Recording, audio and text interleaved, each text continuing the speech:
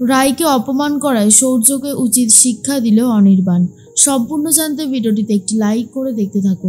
গল্পের শুরুতেই দেখা যায় সৌর্য বাড়িতে এসে রায়কে খুব খারাপভাবে অপমান করতে থাকে আর বলতে থাকে, রায় তোমার দেওয়া বোঝা আমি আর বইতে পারবো না, আমার পক্ষে সম্ভব না, অনেক হয়েছে, আমি এখান থেকে মুক্তি পেতে চাই, বুঝতে পেরেছো তুমি?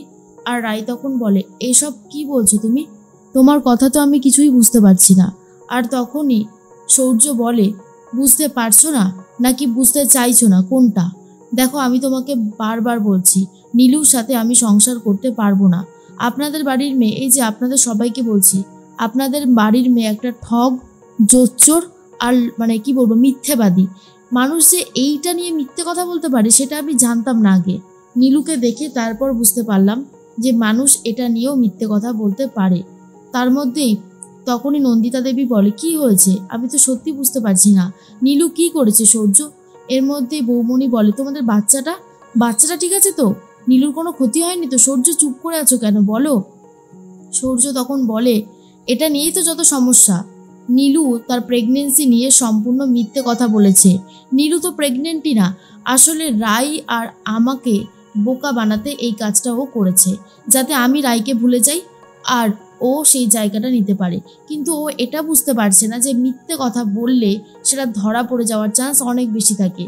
আর যদি সত্যিটা আমি একদিন জানতে পারি তাহলে তো ওকে আমি আরও বেশি করে ঘৃণা করতে শুরু করবো। আর সেটাই হয়েছে। সত্যিটা তো সত্যি সামনে বেরিয়েই এসেছে, মিথ্যেটা মিথ্যেই হয়ে রয়ে গেছে। আর সবথেকে বড় কথা, নীলু যেই কাণ্ডটা করেছে তার জন্য আমি ওকে কোনো দিন ক্ষমা করতে পারবো না। আমার পক্ষে তো সম্ভবই না, অনেক হয়েছে, আর না। তখনই সবাই মিলে বলতে থাকে, আচ্ছা আচ্ছা ঠিক আছে, তুমি একটু শান্ত হও।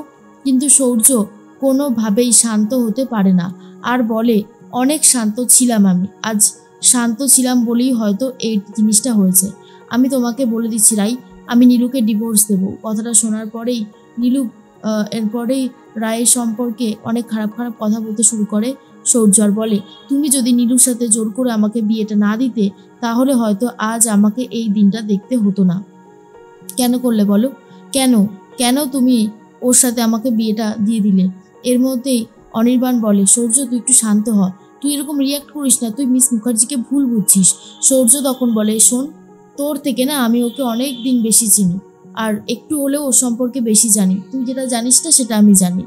অন্যদিকে খুব তো জ্বর হয়েছে স্রোত তো কিছুতেই বিছানা ছেড়ে উঠতে পারছে না। সার্থক গিয়ে বলে, আর এই যে মেয়েটা, তুমি কি এবারে উঠবে? ওষুধও খাইয়ে দিয়েছে, কিন্তু ঘুমের ঘরে আর জ্বরের ঘরে ভুলভাল বকে যাচ্ছে স্রোত। আর বলে, স্যারকে না আমি খুব ভয় পাই। স্যার আমার সাথেও তো একটু ভালো ব্যবহার করতে পারে। আমি কি এমন অন্যায় করেছি যে স্যার শুধু শুধু আমাকে এইভাবে ভুল বোঝে, আমাকে কথা শোনায়? আমি তো কোনো অন্যায় করিনি, তাহলে স্যার শুধু শুধু আমাকে ভুল বোঝে কেন?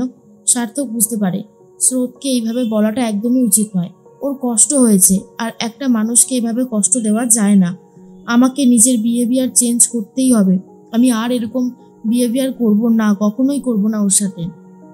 তার মধ্যেই রাই তখন এদিকে বলতে থাকে অনির্বাণকে যে, স্যার স্যার আজকে যা কিছু হয়েছে আমি তার জন্য ক্ষমা চাইছি আপনার কাছে।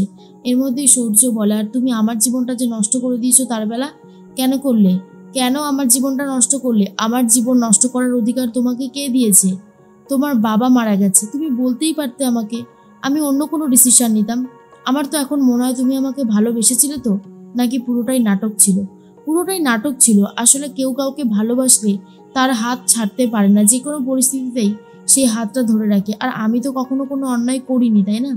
তুমি আমাকে এভাবে ঠকালে মাঝে মধ্যে ভাবতেও কেমন লাগে। যাই হোক, আমি এই বাড়ির কারোর সাথে আর সম্পর্ক রাখতে চাই না, নীলুর সাথে তো নাই, বলেই চলে যায়। এর মধ্যে রাই বলে, আমি জানি এখানে একটা ঝামেলা হলো, আপনি ক্ষমা করুন স্যার আমাকে। অনির্বাণ বলে, না না মিস মুখার্জি, এসব ব্যাপার নিয়ে আমি পরে কথা বলবো, আমি এখন আসছি, বলেই বেরিয়ে যায়। বিক্রম তখন বলে, আজ যদি আমার পাটা ঠিক থাকতো না, আমি হেঁটে গিয়ে তোকে ঠাস ঠাস করে চড় মারতাম। রাই তখন বলে, এখানে এসে ঝামেলা করলো সৌর্য, আর তুই আমাকে চড় মারতিস কেন রে দাদাভাই? আমি কি করেছি যে তুই আমাকে চড় মারবি? বিক্রম তখন বলে, যত নষ্টের গোড়া তো তুই এই সমস্ত কিছু করেছিস। তুই কেন নীলুর সাথে সৌর্যর বিয়েটা দিয়েছিলিস? তুই জানিস না সৌর্য তোকে ভালোবাসে? ও নীলুর সাথে মানিয়ে গুছিয়ে নেবে কি করে? আর নীলুও তো একটা ইনসিকিউরিটিতে ভুগছে সবসময়। সেই সব কিছুর মূলে রয়েছিস তুই, বুঝেছিস, শুধুমাত্র তুই। এরপর নন্দিতা দেবী বলে, আর তোর এই বস কি করছে? হ্যাঁ, তোর এই বস এই বাড়িতে কি করছে? রাই বলে, আমি ওনার কোম্পানিতে আবারও জয়েন করেছি। শুনেই তো নন্দিতা দেবী আরও রেগে যায় আর বলে, তোর শিক্ষা হবে না বল? যেই লোকটা তোকে চোর অপমান দিয়ে বাড়িতে এসেও পর্যন্ত তোকে কথা শোনালো, তারপরেও তুই এই কাজটা করছিস। তুই কিন্তু একদম ঠিক করছিস না রাই।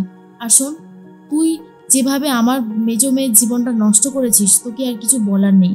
তুই তোর বাবার মৃত্যুটাকে কাজে লাগিয়ে তোর আসল চরিত্রটা সবাইকে দেখিয়েছিস, তাই তো? এর মধ্যে রাই তখন বলে, মা এইসব তুমি কি বলছো? তখনই বৌমণি বলে, মা আপনি একটু শান্ত হন। এরকমভাবে রিয়াক্ট করতে থাকলে ঝামেলা বাড়বে বই কমবে না। আমি বলি একটু শান্ত হন, ঠান্ডা মাথায় ডিসিশন নেওয়া যাবে। কিন্তু নন্দিতা দেবী বলে, কি সিদ্ধান্ত নেব? বলো বৌমা, কি সিদ্ধান্ত নেব? আজকে রাই যেটা করেছে, সূর্যর জীবনটা তো নষ্ট হয়েইছে, সাথে আমার নীলুর জীবনটাও এখন নষ্ট হয়ে যাচ্ছে। এটা কি আদৌ ঠিক হচ্ছে? এখন আমার একটা কথা মনে হচ্ছে, জানিস তো রাই, তোর বাবাকে না নিয়ে ঠাকুর যদি তোকে তুলে নিত তাহলে সব থেকে ভালো হতো, সব ঝামেলা মিটে যেত। কথাটা শোনার পরে রায় ভীষণ কান্নাকাটি করতে থাকে। এর মধ্যে নন্দিতা দেবী রায়ের গায়েও হাত তোলে, চুলের মুঠি ধরে বলে, বেশি বার বেড়েছিলিস না, দেখ ঝড়ে পড়ে গেছিস। আর রায় শুনেই ঘরে চলে যায়। অন্যদিকে অনির্বাণ রাস্তায় গিয়ে খুব রাগারাগি করতে থাকে আর বলে, আচ্ছা রায় তো আমাকে এই সমস্ত কথাগুলো বলেছিল যে ও ওর ভালোবাসার মানুষের সাথে বোনের বিয়েটা দিয়ে দিয়েছে, তাহলে এখন আমার এরকম কষ্ট হচ্ছে কেন? কেন আমার মনে হচ্ছে যে হ্যাঁ রায়টা ঠিক করেনি? আমারও ভেতরে কেমন একটা অস্বস্তি হচ্ছে। কিন্তু রায়ের প্রতি যে আমি দুর্বল ছিলাম, এখনো আছি। আমি কি করে সূর্যকে বলবো যে আমি রায়কে ভালোবাসি? যতই হোক ও তো আমার ভাই। আমার ভাই তো ভালোবেসেছে রায়কে, আর আমি এখনো 100% শিওর যে সূর্য রায়ের প্রতি একটা দুর্বলতা আছে। এই কথাটা অস্বীকার করা যায় না। আমি নিজের চোখে দেখেছি যেভাবে সূর্য রায়ের প্রতি ভালোবাসা দেখিয়েছে, সেখানে আমি কি করব এখন? যখনই আমার জীবনটা একটু সেট হতে যায়, তখনই কোনো না কোনো একটা গন্ডগোল শুরু হয়। কী করে যে আমি নিজেকে এখন সামলাই বুঝতে পারছি না। রায় ঘরে গিয়ে ভীষণ কান্নাকাটি করতে থাকে। নন্দিতা দেবী বলে, আমি আর পারছি না, জানো তো, সব শেষ হয়ে যাচ্ছে। আমার বড় মেয়ের জন্য না যত অশান্তি শুরু হয়েছে। আজকে রায় যদি সূর্যকে বিয়ে করত, সমস্ত ঝামেলায় চুকে যেত।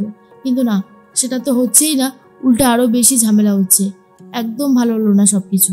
তখনই মিষ্টি বৌদি বলে, রায় তুমি একটু শান্ত হও, কান্নাকাটি করো না। মানুষের জীবনে তো এরকম প্রবলেম আসে, বলো, সব ঠিক হয়ে যাবে। কিন্তু রায়ের মনটা ভীষণই খারাপ। অন্যদিকে অনির্বাণ, সূর্য, সবার মনই খারাপ। রায়কে ঘিরেই যত সমস্যা তৈরি হচ্ছে, আর সেটা নন্দিতা বলতেই রায় আরও বেশি করে রেগে গেছে। রায় একদম ভেঙে পড়েছে, খুবই কান্নাকাটি করতে থাকে।